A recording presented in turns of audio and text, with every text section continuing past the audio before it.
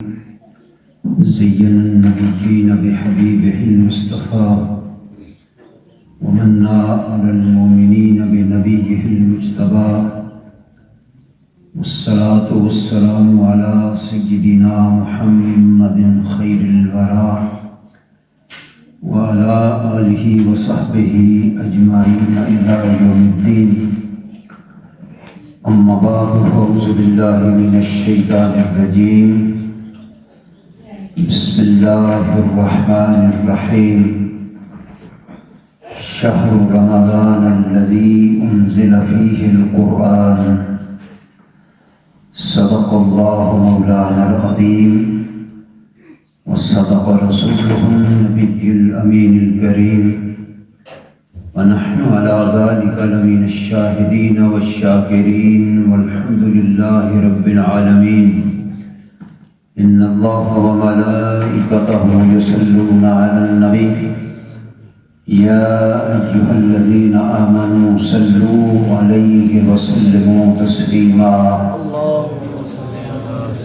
اللهم صل على سيدنا ومولانا محمد طب القلوب ودوائها وعافية الأبدان وشفائها ونور الأبصار وضيائها وعلى آله وصحبه أجمعين إلى يوم الدين.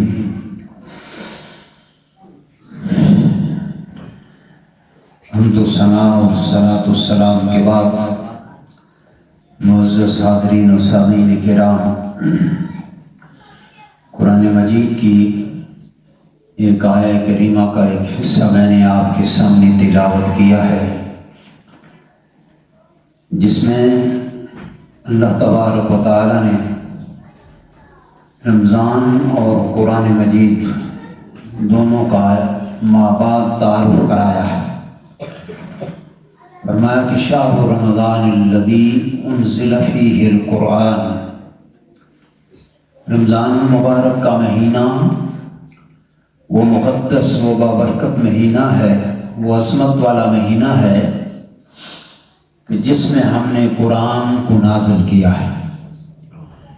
اب یہاں قرآن کی عظمت کو رمضان کے ساتھ اور رمضان کی عظمت کو قرآن کے ساتھ اللہ تبارک و تعالیٰ نے بیان فرمایا ہے۔ گرامی حضرات، یہ ماہ مقدس آپ جانتے ہیں، رمضان المبارک کا مہینہ ہر سال آتا ہے، گزر جاتا ہے، بڑی رحمتیں، بڑا فضل و کرم، اللہ کی مہربانیاں، اللہ کی محبت تقسیم ہوتی ہے، اور خوش نصیب لوگ، اللہ کو چاہنے والے لوگ، اللہ کے رسول اور اس کے قرآن سے محبت کرنے والے لوگ اس میں بہت کچھ حاصل کر لیتے ہیں، اور بہت جیسے ہم جیسے ہیں کہ جن کی کان پر جوں تک نہیں رینگتی، یہ رحمتوں کا مہینہ، یہ سمندر گزر جاتا ہے مگر ہم اس میں سے کچھ حاصل نہیں کر سکتے۔ یہ ہماری غفلت ہے، یہ ہماری دین سے دوری ہے، ایمان کی کمزوری ہے کہ قرآن جیسی عظیم کتاب ہمارے پاس ہو کر بھی ہم اس کی فیوز و برکات سے محروم ہیں۔ علامہ اقبال نے اسی کو کہا تھا، وہ معزز تھے زمانے میں مسلمان ہو کر، اور ہم خار ہوئے تارک قرآن ہو کر۔ اس زمانے کے لوگوں کی بات علامہ نے کی ہے کہ ان کی جو عزتیں تھیں، ان کی عظمتیں تھیں، ان کا عروج تھا اور ان کا کمال تھا، وہ صرف قرآن اور صاحب قرآن سے دل کی اتھاہ گہرائیوں سے وابستہ ہو جانے سے تھا۔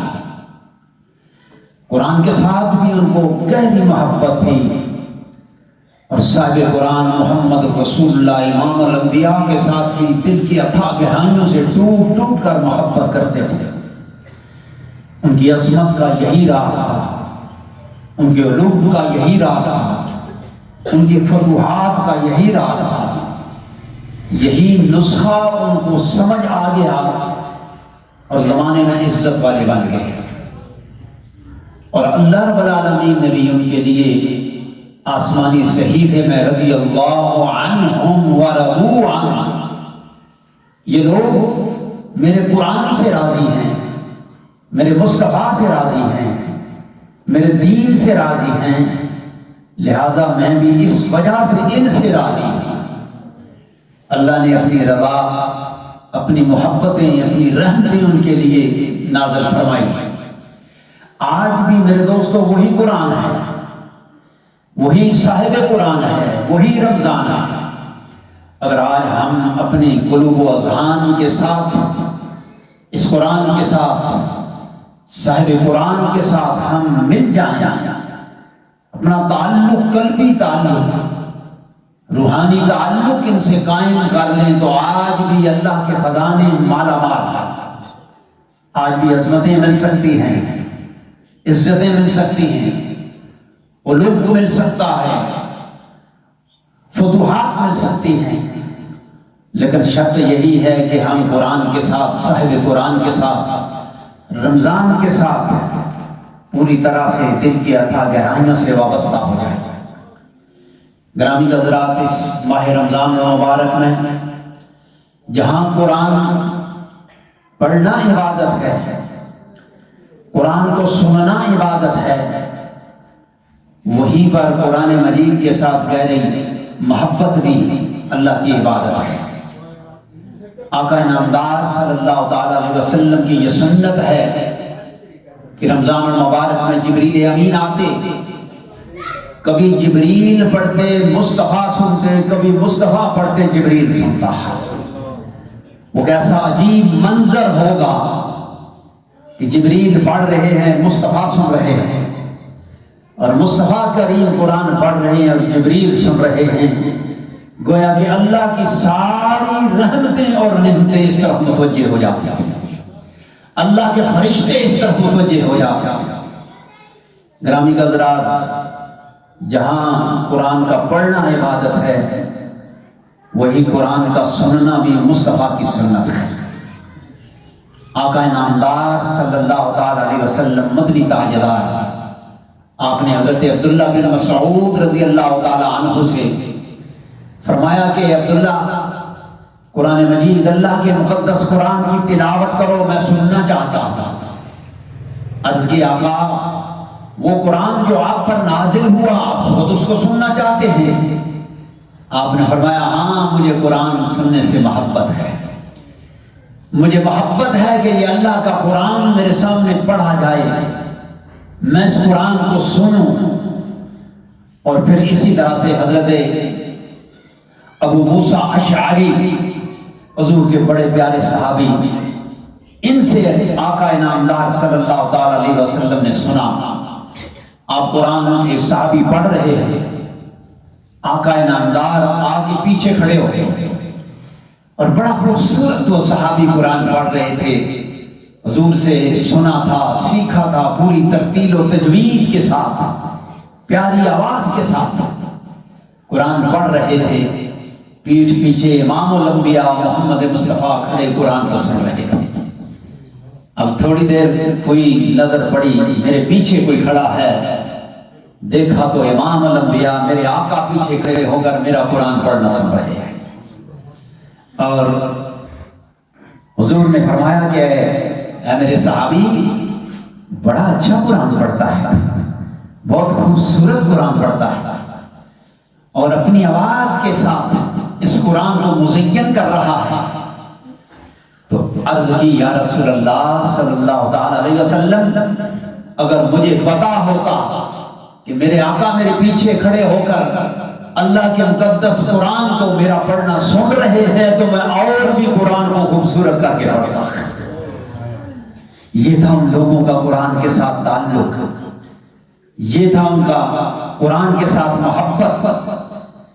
میرے بھائیو دوستو، آؤ ہم بھی آج اس قرآن کو پڑھنے، اس قرآن کو سننے، اس قرآن کو سمجھنے، اس قرآن کو سیکھنے کی لگن اپنے اندر پیدا کر لیں، وہ محبت پیدا کر لیں، وہ جذبہ پیدا کر لیں، کہ ہم اس قرآن مجید کو پڑھیں گے بھی، سنیں گے بھی، اسے تجوید و ترتیل کے ساتھ کسی ماہر سے پڑھیں گے بھی، اور پھر ساری زندگی اس قرآن کو ہم اسی طرح سے پڑھتے رہیں گے۔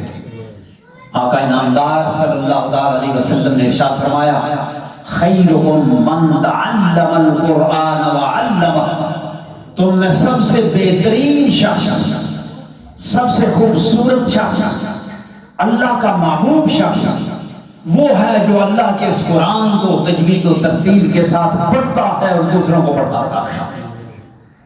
گرامی حضرات، حدیث پاک میں آتا ہے کہ جب کوئی قاری، کوئی قرآن پڑھنے والا جب قرآن مگن ہو کے پڑھ رہا ہوتا ہے، مست ہو کے پڑھ رہا ہوتا ہے، پوری توجہ اور پوری محبت کے ساتھ اللہ کے قرآن کو پڑھ رہا ہوتا ہے، اتنی اونچی شان والا رب جو پوری کائنات کا مالک بھی ہے اور خالق بھی ہے، وہ بھی اپنے کام اپنی شان کے مطابق اس پڑھنے والے کی طرف لگا دیتے ہیں۔ وہ جس طرح کوئی اپنے محبوب کی گفتگو، اپنے محبوب کا کوئی کلام بڑی محبت سے سنتا ہے، ادھر ادھر توجہ نہیں کرتا، رب کائنات اپنی شان، اس بلند شان کے ساتھ اس قرآن کو پڑھنے والے کی طرف لگا دیتے ہیں۔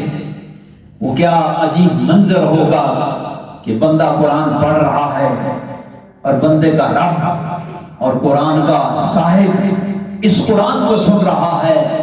میرے دوستو، اللہ کی ساری رحمتوں کی اس وقت رخ جو ہے اس بندے کی طرف ہو جاتا ہے۔ آؤ آج مل کے ہم قرآن پڑھیں، اپنے بچوں کو قرآن پڑھائیں، اپنے بچوں کو قرآن سکھلائیں اور صحیح پڑھنے والوں سے سکھلائیں۔ اس وقت اللہ کے فضل و کرم سے آپ کی مساجد میں تمام ائمہ الحمدللہ بہترین قرآن پڑھنے والے ہیں، انہوں نے سیکھا ہے، مجھ سے سیکھا ہے، خود محنت کی ہے اور بچوں کو پڑھا رہے ہیں۔ اور جس نے پڑھنا ہے قرآن، ان کے پاس آ کے قرآن پڑھو۔ گرامی حضرات، ایک بڑی پیاری حدیث ہے، میں وہ آپ کے سامنے پڑھنا چاہتا ہوں، امید ہے آپ میری طرف پوری توجہ کر کے اس حدیث کو سنیں گے۔ حدیث پاک ہے، عن ابی سعید الخدری رضی اللہ تعالی عنہ، حضور کے صحابی ہیں حضرت ابو سعید خدری، بہت پیارے صحابی، بڑی فضیلتیں ہیں ان کی۔ بہرحال عن ابی سعید الخدری قال، آپ فرماتے ہیں کہ جلست فی اصابت من ضعفاء المہاجرین، کہ میں بیٹھا ہوا تھا اور کچھ مہاجرین، مکہ سے ہجرت کر کے آنے والے، ایمان کی حفاظت کرنے والے، آقا نامدار کی اس ہجرت کی سنت کو پوری کرنے والے مہاجرین یہ بیٹھے ہوئے تھے اور میں بھی ان میں بیٹھا ہوا تھا۔ وَإِنَّ بَعْضَهُمْ لَيَسْتَرِقُ بِبَعْضٍ مِنَ الْعُرْجِ، ان میں سے ان کی حالت یہ تھی، ان کے پاس کپڑا نہیں تھا، پیٹ میں کھانا نہیں ہے، جسم پر کپڑا نہیں ہے، صرف اپنا سطر ڈھانکے ہوئے ہیں، باقی سارا جسم ننگا ہے، پیٹ خالی ہے، جسم ننگا ہے۔ اللہ کے گھر کے مسجد نبی میں بیٹھ کر اللہ کے اس مقدس قرآن کو پڑھ رہے ہیں۔ وَقَارِيٌ يَقْرَعُ عَلَيْنَا، اس حال میں ایک قاری، ایک قرآن کو پڑھنے والا، ایک صحابی اللہ کے اس قرآن کو پڑھ رہا ہے، یہ صحابہ کرام اس قرآن کو سن رہے ہیں۔ اللہ کا گھر ہو، کچھ لوگ جمع ہو کے اللہ کا ذکر کر رہے ہوں، اللہ کے قرآن کو پڑھ رہے ہوں، حدیث پاک میں آتا ہے کہ اللہ کی خصوصی رحمتیں ان کے اوپر نازل ہوتی ہیں، اور جب تک وہ پڑھتے رہتے ہیں اللہ کی رحمتوں کا نزول ان پر ہوتا رہتا ہے۔ تو ایک قاری قرآن پڑھ رہا ہے، اذ جاء رسول اللہ صلی اللہ علیہ وسلم فقام علینا، فرمایا کہ اسی حال میں، اسی کیفیت میں قاری قرآن پڑھ رہا ہے، دیگر صحابہ محو ہو کے سن رہے ہیں، آقا نامدار تشریف لے آئے اور ہمارے پاس آ کے فقام علینا، ہمارے قریب آ کے آپ ٹھہر کے کھڑے ہو گئے۔ فلما قام رسول اللہ صلی اللہ علیہ وسلم، جب حضور ہمارے سامنے ہمارے پاس آ کے کھڑے ہو گئے، سقط القاری، قاری خاموش ہو گیا، بپاس ادب قاری خاموش ہو گیا کہ صاحب قرآن تشریف لے آئے۔ اب دو موجیں لگ گئی ان کی، ایک سامنے قرآن ہے، پاس صاحب قرآن کھڑے ہیں۔ میرے دوستو عجیب منظر ہے، آسمانوں سے فرشتے بھی لپک لپک کے دیکھ رہے ہوں گے کہ صاحب قرآن کھڑے ہیں، قاری قرآن پڑھ رہا ہے، مصطفیٰ کے غلام سن رہے ہیں۔ عجیب منظر تھا یہ۔ آقا نامدار صلی اللہ علیہ وسلم فسلم، آپ نے ان کو سلام کہا، اپنے صحابہ کو سلام کہا۔ ثم قال ما کنتم تصنعون، آپ نے فرمایا کہ کیا کر رہے تھے میرے صحابہ، اس وقت کس کام میں مشغول تھے تم؟ قلنا نستمع الى کتاب اللہ، یا رسول اللہ صلی اللہ تعالی علیہ وسلم، ہم اس وقت اللہ کی کتاب کو سن رہے تھے۔ فقال الحمدللہ، آقا نے اللہ کا شکر ادا کیا، فرمایا کہ اللہ کا شکر ہے، الذی جعل من امتی من امرت ان اصبر نفسی معهم، اس اللہ کا شکر ہے کہ جس نے مجھے یہ قرآن پڑھنے والوں کے پاس اور سننے والوں کے پاس بیٹھنے کا حکم دیا ہے۔ مجھے فرمایا میرے محبوب تم پر قرآن نازل ہوا، تیرے صحابہ اس قرآن کی تلاوت کر رہے ہیں، یہاں نہیں ان کے درمیان جا کے بیٹھو۔ قال فجلس وسطنا لیعدل بنفسہ فینا، فرمایا کہ آقا انعامدار ہمارے درمیان میں ہو کے بیٹھے، اس لیے درمیان میں ہو کے بیٹھے کہ کوئی صحابی یہ نہ کہے کہ مجھ سے دور تھے۔ حضور سب صحابہ کے قریب ہونا چاہتے تھے، حضور درمیان میں بیٹھ گئے اور صحابہ کرام ایک دوسرے کی طرف منہ کر کے بیٹھ گئے۔ ثم قال بيده هكذا فتحلقوا وبرزت وجوههم له، فقال، ہم اس حال میں بیٹھ گئے کہ آقا نامدار درمیان میں تشریف فرما ہیں، ہم آپ کے ارد گرد ایک دائرہ مار کر ایک حلقہ بنا کے حضور کی بارگاہ میں بیٹھے ہوئے ہیں۔ فقال، آپ نے ارشاد فرمایا، ابشروا یا معاشر الصادق المہاجرین بالنور التام، اے میرے صحابہ، اللہ تمہیں بشارت دیتا ہے، تمہیں اس نور کی بشارت، اس کامل نور کی بشارت دیتا ہے، یوم القیامت، جو قیامت کے دن تم کو اس قرآن کے بدلے میں عطا کرے گا، جو قرآن کے بدلے تمہیں قیامت میں عطا کرے گا۔ تدخلون الجنت، جس وقت جنت میں داخل ہوگے، قبل الاغنیاء الناس بنصف یوم وذالک 500 سنہ، فرمایا کہ میرے غریب صحابہ، اے میرے غریب صحابہ قرآن پڑھنے والوں، سنو اللہ تمہارے اوپر قیامت کے دن یہ فضل فرمائے گا۔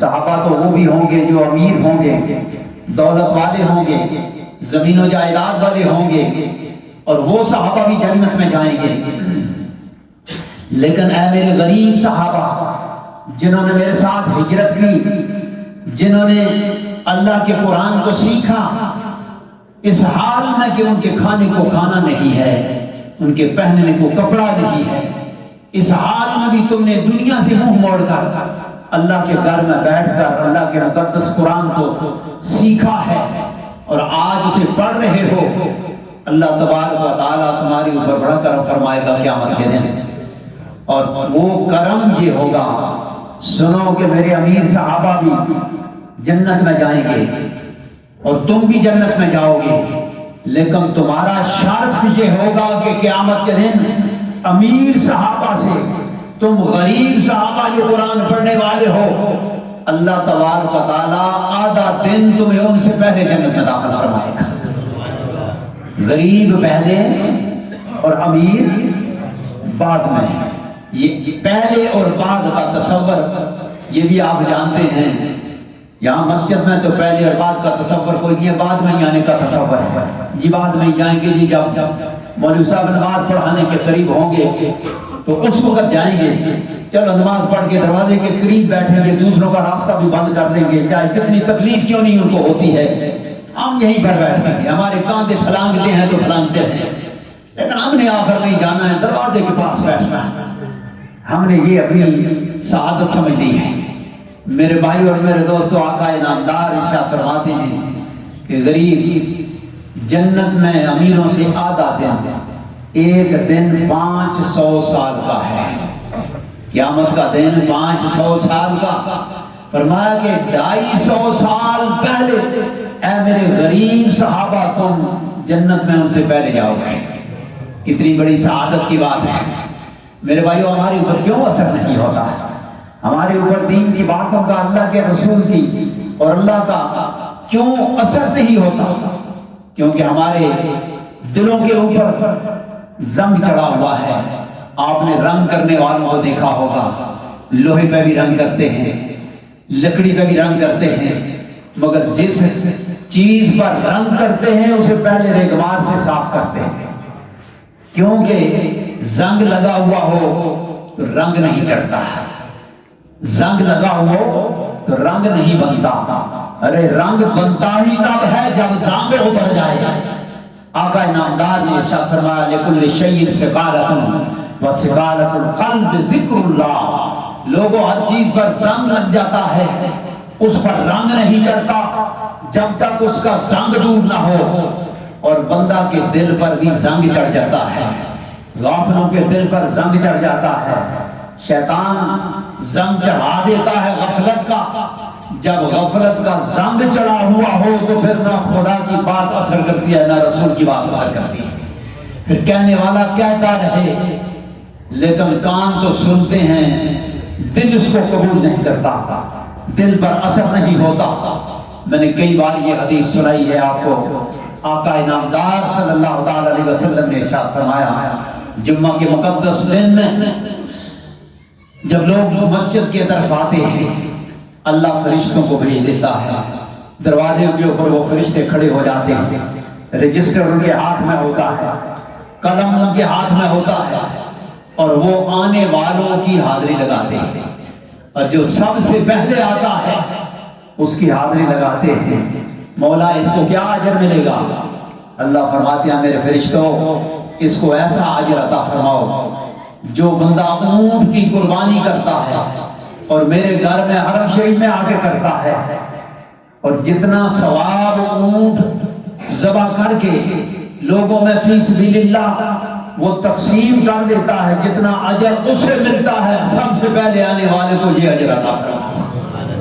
اللہ اکبر، کتنا بڑا اجر ہے، کتنا بڑا ہم اپنا نقصان کرتے ہیں، مگر وائی ناکامی متاع کارواں جاتا رہا اور کارواں کے دل سے ایسا سے زیاں جاتا رہا۔ دین کا نقصان ہم نقصان نہیں سمجھتے میرے دوستو۔ دنیا کا ذرا سا نقصان، ایک مرغی گم ہو جائے تو ہم تڑپ اٹھتے ہیں، دین کا اتنا بڑا نقصان ہو جائے تو ہمارے اوپر اثر نہیں آتے۔ وجہ تو ہے نا کوئی، اور وہ وجہ یہی ہے کہ دل پر زنگ لگا ہوا ہے۔ اور پھر دوسرا آدمی آ جاتا ہے، فرشتے عرض کرتے ہیں مولا پہلا بندہ تو آ گیا، اب یہ دوسرا بندہ آ گیا ہے تیرے گھر کے اندر، یہ بھی تیرا سائل بن کے آیا ہے، تیری عبادت کرنے کے لیے آیا ہے، جمعہ کا مقدس دن سمجھ کے آیا ہے۔ جمعہ کی فضیلت اور عظمت اس کے دل کے اندر ہے کہ اللہ پاک جمعے کے دن کو بڑا پسند کرتا ہے۔ رسول اللہ نے جمعہ کے دن کو دنوں کا سردار قرار دیا ہے، اور اس دن یہ لوگ بڑے ذوق اور شوق کے ساتھ آتے ہیں۔ اللہ دوسرا بندہ بھی آ گیا، مولا اس کو کیا دینا ہے؟ اللہ پاک ارشاد فرماتے ہیں اے میرے فرشتوں اس کے حق میں ایک گائے ذبح کر کے، ایک بیل ذبح کر کے لوگوں میں اللہ کی رضا کے لیے تقسیم کرنے کا اجر و ثواب لکھتا ہے۔ فرشتے اس کے لیے وہ اجر و ثواب لکھ دیتے ہیں۔ کتنا خوش نصیب آدمی ہے وہ پہلا، اور کتنا خوش قسمت ہے وہ دوسرے نمبر پر تو آ گیا۔ اور پھر ایک اور بندہ آ جاتا ہے اور فرشتے اللہ کی بارگاہ میں عرض کرتے ہیں مولا تیسرا بندہ بھی آ گیا ہے، اے اللہ اس کو کیا اجر عطا فرماؤں؟ اللہ پاک فرماتا ہے اس کو بھی معلوم نہیں کرنا ہے، اسے بھی بڑا اجر عطا کرنا ہے۔ اے اللہ اس کو کیا اجر عطا کروں؟ اللہ پاک ارشاد فرماتا ہے اسے ایک بکرا یا دمبا ذبح کر کے جو لوگوں میں تقسیم کیا جاتا ہے اس کا اجر اسے عطا فرما دو۔ اس کا اجر کیا ہے؟ میرے نبی محمد مصطفیٰ نے رحمت للعالمین نے، امام الانبیاء نے ارشاد فرمایا، صحابہ نے پوچھا یا رسول اللہ یہ جو قربانی ہم کرتے ہیں تو اس کا ہمیں اجر کیا ملتا ہے؟ آپ کا انعامدار نے ارشاد فرمایا، اے میرے صحابہ، اس دمبے کے جسم پر جتنے بال ہیں، اس بکرے کے جسم پر جتنے بال ہیں، اس بیل کے جسم پر جتنے بال ہیں، اس اونٹ کے جسم پر جتنے بال ہیں، اے میرے صحابہ ان بالوں کے برابر تمہیں اللہ تبارک و تعالیٰ اجر و ثواب عطا کرتا ہے۔ تو یہاں فرمایا کہ اس بکرے کی دمبے کی جو بندہ کوئی ذبح کر کے اللہ کی راہ میں تقسیم کرتا ہے، اس بندے کو اس کے برابر اجر عطا فرما تھا، اور وہ فرشتے اس کے نامہ اعمال میں وہ اجر اور وہ نیکیاں، اتنی نیکیاں جتنے بال ہیں اس کے جسم پر، وہ گن کے، ہم تو گن نہیں سکتے لیکن فرشتے میرے دوستوں گن لیتے ہیں، فرشتے گن لیتے ہیں۔ ایک بات ضمن آگے میں عرض کر دوں، میں نے پڑھی نہیں کہیں، ایک مولوی صاحب نے بڑی خوبصورت انداز میں سنائی تھی۔ وہ فرماتے ہیں کہ جب ایک جماعت قائم ہوتی ہے اور اس جماعت میں ایک امام اور ایک مقتدی ہوتا ہے تو 200 ان کو اجر ملتا ہے۔ جب 3 ہو جاتے ہیں اللہ 300 اجر ان کو عطا فرماتا ہے۔ جب 4 ہو جاتے ہیں تو 400 کا اجر ملتا ہے، اور جب 4 سے زیادہ ہو جاتے ہیں تو فرشتے بھی ہاتھ اٹھا دیتے ہیں، مولا اب ان کا اجر اتنا ہے کہ ہم بھی گن نہیں سکتے۔ اللہ اکبر۔ گھر میں نماز پڑھنے والوں ذرا دیکھو کتنے اجر سے آپ معلوم ہو جاتے ہیں، کتنے اجر سے ہم معلوم ہو جاتے ہیں۔ تو آقا انعامدار صلی اللہ علیہ وسلم نے ہمیں بتایا حدیث میں کہ اس کو ایک بکرے دمبے کا اجر عطا کیا جاتا ہے، تو تیسرے نمبر پہ آتا ہے، اور پھر اس کے بعد ایک چوتھے نمبر پہ آ جاتا ہے۔ اب یا اللہ یہ چوتھے نمبر پہ بھی یہ کہا گیا ہے، مولا اسے کیا عطا کرنا ہے؟ اللہ تبارک و تعالیٰ ارشاد فرماتا ہے کہ اے میرے فرشتوں اسے مرغا ذبح کر کے تقسیم کرنے کا اجر و ثواب عطا فرماتا۔ فرشتے اس کو جو اس کے جسم پر بھی کتنے بال ہوتے ہیں کبھی کسی نے گنے ہیں، کوئی گن نہیں سکتا، اب اس کو اتنا اجر ملتا ہے۔ اور پھر جب وہ بیٹھ جاتا ہے ایک اور آ جاتا ہے، مولا اب ایک اور آ گیا ہے تیرے گھر کے اندر، اس کو کیا اجر عطا کرنا ہے؟ تو اللہ فرماتا ہے اس کو ایک مرغے کے انڈے کے برابر سے اجر عطا کرنا۔ اب اس کو یہ اجر عطا کر دیا جاتا ہے۔ اب ایک اور آ جاتا ہے، اے اللہ ایک اور آ گیا ہے، لیکن ادھر امام منبر پر بیٹھ جاتا ہے، الحمدللہ رب العالمین شروع ہو گیا۔ اب اللہ پاک فرماتا ہے اب کے بعد اس انڈے والے کے بعد جو کوئی بھی آتا ہے، اے میرے فرشتوں اسے بس آنے جانے کا ہی ملے گا، وہ قربانی والا اجر و ثواب اس کو نہیں ملے گا۔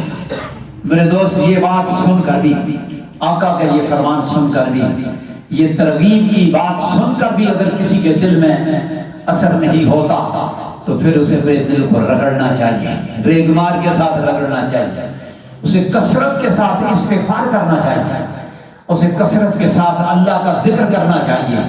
اور جب یہ کچھ کرے گا تو میرے آقا نے فرمایا کہ قلب کا جو زنگ ہوتا ہے وہ اللہ کے ذکر سے اتر جاتا ہے۔ یہ آپ نے دیکھا ہوگا ہمارے مشائخین ذکر دو ضربی کراتے ہیں، یہ جو اللہ دونوں طرف ادھر سے بھی ایک ضرب مارو اور ادھر سے بھی مارو، یہ ایسے ہی ہے جیسے وہ مائیں بہنیں کپڑا دھوتی تھی، آگے ہاتھ لے کے صابن والا پیچھے لے آئی، اس سے میل اترتی تھی نا، وہ اس میں حکمت یہی تھی کہ میل اترتی۔